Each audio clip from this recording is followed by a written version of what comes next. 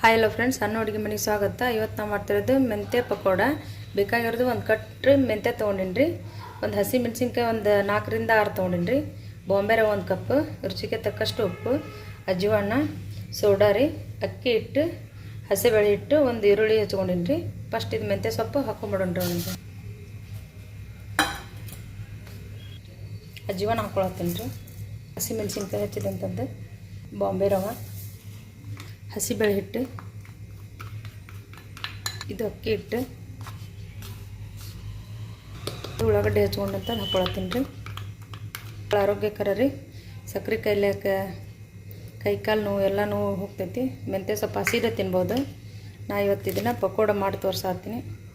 ಸ್ವಲ್ಪ ಉಪ್ಪು ಹಾಕ್ಕೊಳತ್ತೀನಿ ರೀ.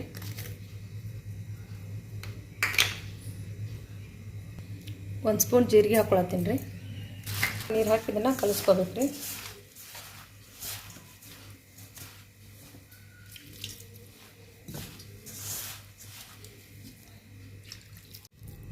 ಕಲಿಸ್ಕೊಂಡು ಆಗೈತೆ ರೀ. ಈಗ ಎಣ್ಣೆ ಒಳಗೆ ಕರ್ಕೊಂಬಿಡೋಣ್ರಿ. ಎಣ್ಣೆ ಕಾದೈತೆ ರೀ, ಹಾಕ್ಕೊಂಬಿಡೋಣ್ರಿ.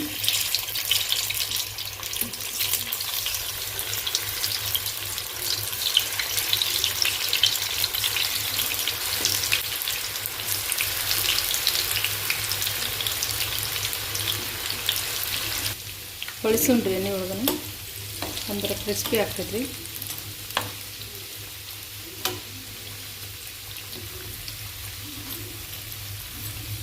ಇನ್ನೊಂದು ಸ್ವಲ್ಪ ಆಗ್ಬೇಕು ರೀ.